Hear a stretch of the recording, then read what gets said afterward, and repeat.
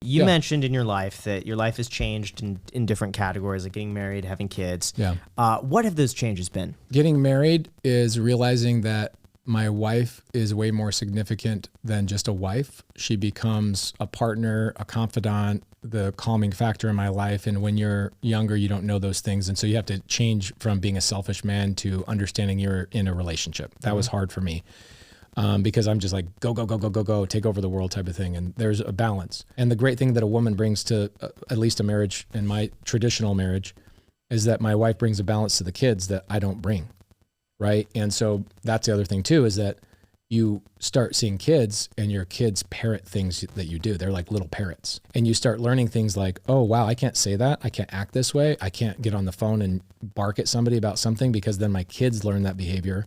So those things change. And then also the way I travel, like I flew in today and I'm flying back tonight immediately because I want to be around my kids.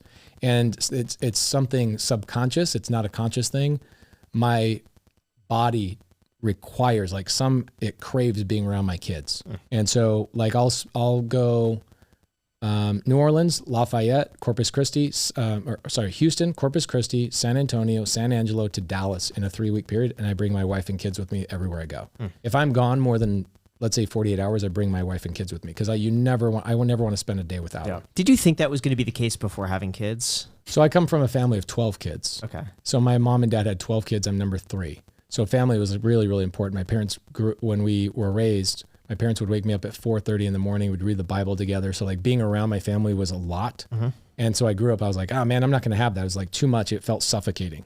Like we'd go on vacations and my dad, we'd go to McDonald's and my dad wouldn't let us order. He's like, give me 12 breakfast burritos. And that's all you got. So when I got older, I go, I'm going to have a family and I'm going to let my kids do this, this, and this. And I'm going to da. And then you start having kids and you realize, dang, my dad was actually pretty smart. Like he was pretty efficient. He was this. I thought that I knew better. And then when you get older, you go, I didn't know anything. So you guys, you planning on having kids at some point? One point. Yeah. You're really young. So, it is the most joy I receive in my life comes from my children. And it's cliche, so you understand it. But I also start realizing that I have to be more intelligent with my time and protecting my space. I also learned having kids that how bad public school is. And so I'm doing like, Heather Torres from Think Media and like Sean Cannell and all them. So I talked to Heather about that. And I think we're going to start homeschooling our kids and pulling them out of like traditional school. And why not private school? So private school is kind of the same thing. The problem with private school, and this is where, I sat down with dinner with Elena and Grant probably 30 days ago.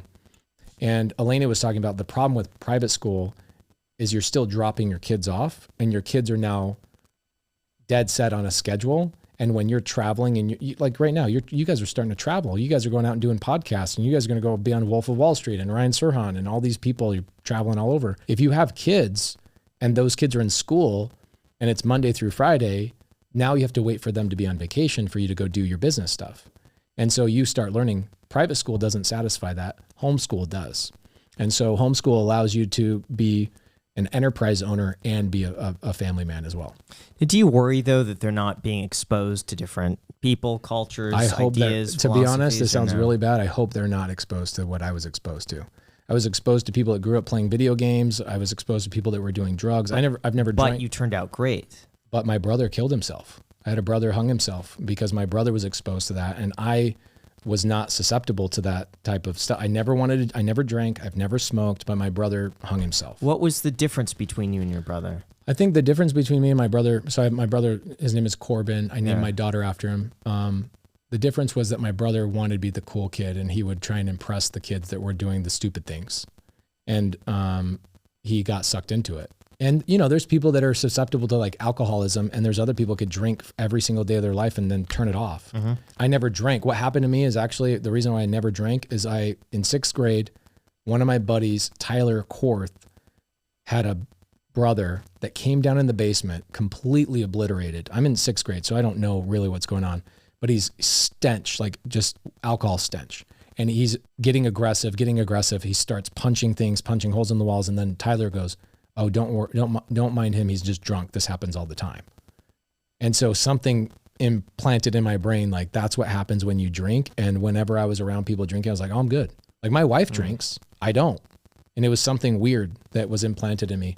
But my brother, like the second he touched the stuff, he just got sucked in. So do you think maybe he was a little bit more predispositioned to that than you were? For sure, probably, yeah. And do you feel like that is maybe just the I don't want to say the luck of the draw, I think I think there's luck of the draw. It's the same thing with people who have like Hashimoto's and people who have autoimmune disease, people that have like obesity issues that no matter how well they eat or how they work out, their body is just a specific type. I think that I got the luck of the draw that was never something that ever entered into my life. But you think it's just like biological phenomenon or just statistics? Well, think about this. So I have a older brother named Chance, and hopefully he doesn't ever watch this, but my brother Chance actually was the one that introduced a lot of these things to my brother Corbin. And so Chance was 16 at the time, and he would get Corbin, who was like 9, 10, to sneak out of the house. And Chance would go hang out with his friends and drink. And my little younger brother, Corbin, was like, oh, cool, I get to hang out with like my bigger brother and all his friends. Well, guess what? My brother Chance is the head of payroll at Vivint. Like he made it out. He's like, the dude is smart. He's intelligent. He's got a beautiful family. He just one day goes, I'm done doing whatever. And he turned it off. But my brother Corbin could never kick it. And my parents took him to boys camp. Like they took him to rehab centers. They took him to everything you could possibly imagine. And I went on, so I'm Mormon, and I went on a mission to Korea. So I get home from my mission from Korea, and I'm like, where's my brother Corbin? Where's he at?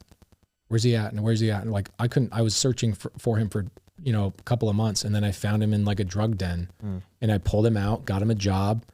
And 3-4 months later, he found himself back into a drug den. It gets, I think once you get into that world, the people, I'm not an addict, so I don't know, but people that say once an addict, always an addict, I think is just the claws of what he was into just couldn't get removed from him.